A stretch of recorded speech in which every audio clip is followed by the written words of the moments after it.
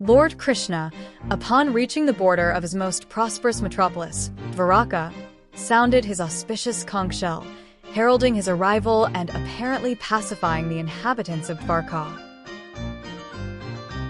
The citizens of Dwarka, having heard that sound, began to run towards him fast, just to have a long-desired audience with the Lord, who is the protector of all devotees.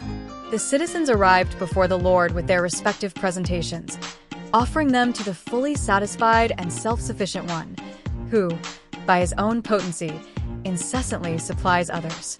These presentations were like the offering of a lamp to the sun. Yet the citizens began to speak in ecstatic language to receive the Lord, just as wards welcome their guardian and father. The citizens said, O Lord, you are worshipped by all demigods like Brahma, the four Sanas, and even the King of Heaven. You are the ultimate rest for those who are really aspiring to achieve the highest benefit of life. You are the supreme transcendental Lord. An inevitable time cannot exert its influence upon you. O Creator of the universe, you are our Mother, Well-Wisher, Lord, Father, Spiritual Master, and Worshipable Deity. By following in your footsteps, we have become successful in every respect. We pray, therefore, that you continue to bless us with your mercy. Oh, it is our good luck that we have come again today under your protection by your presence, for your lordship rarely visits even the denizens of heaven. Now it is possible for us to look into your smiling face, which is full of affectionate glances. We can now see your transcendental form, full of all auspiciousness. O lotus-eyed Lord, whenever you go away to Mathura of Nirvana or Hastinapura to meet your friends and relatives, every moment of your absence seems like millions of years. O infallible one, at that time our eyes become useless, as if bereft of sun. O Master, if you live abroad all the time, then we cannot look at your attractive face, whose smiles vanquish all our sufferings. How can we exist without your presence?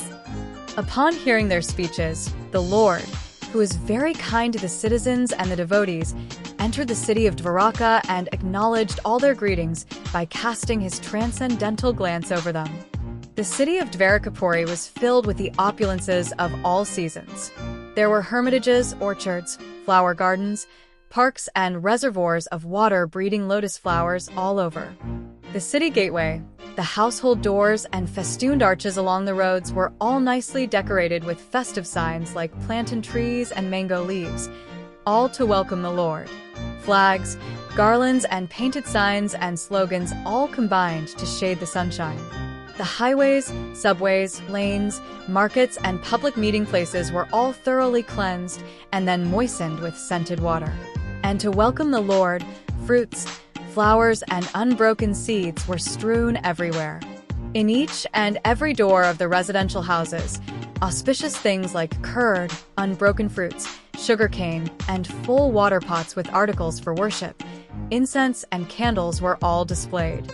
On hearing that the most dear Krishna was approaching Dwarakadama, magnanimous Vasudeva, Akrura, Ugrasena, Balrama, the superhumanly powerful, Pradyumna, Krutiya, and Samba the son of Jambavati, all extremely happy, abandoned resting, sitting, and dining.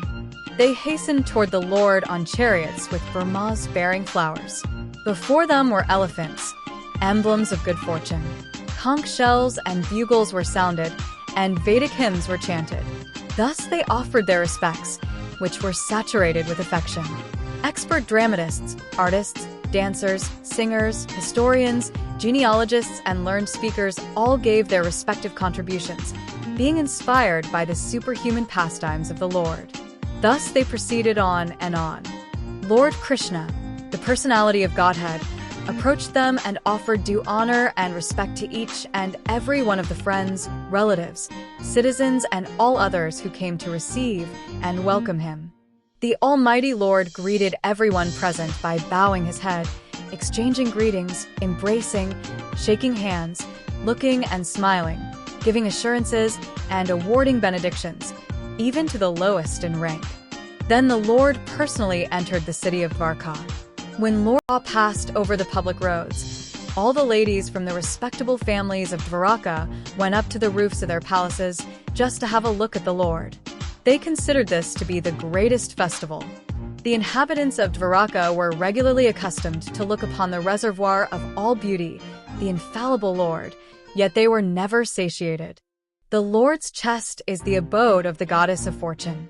His moon-like face is the drinking vessel for eyes which hanker after all that is beautiful. His arms are the resting places for the administrative demigods, and his lotus feet are the refuge of pure devotees who never talk or sing of any subject except his lordship. As the Lord passed along the public road of Dwarka, his head was protected from the sunshine by a white umbrella. White feathered fans moved in semicircles, and showers of flowers fell upon the road. His yellow garments and garlands of flowers made it appear as if a dark cloud were surrounded simultaneously by sun, moon, lightning, and rainbows. Stay tuned for more episodes. In the meantime, you can read the Srimad Bhagavatam translated by Srila Prabhupada. Lord Krishna and Radharani bless you. Please don't forget to subscribe to this Good Luck channel. Thank you. Hare Krishna.